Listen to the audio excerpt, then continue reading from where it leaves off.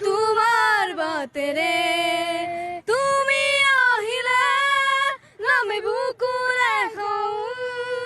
তুমি নহলে উকা উকা মোৰ ফাগুন বাতৰে শেষতে বাট চাওঁ তোমালে লৈ যোৱাহি আজি তোমাৰ বাতেৰে জয় জুবিন দা জয় জুবিন দা জুবিন বাবাক বাৰ্থডে উইচ কৰিলা নিশ্চিতভাৱে এয়া হৈছে আজিৰ প্ৰজন্ম আৰু ভৱিষ্যত প্ৰজন্মৰ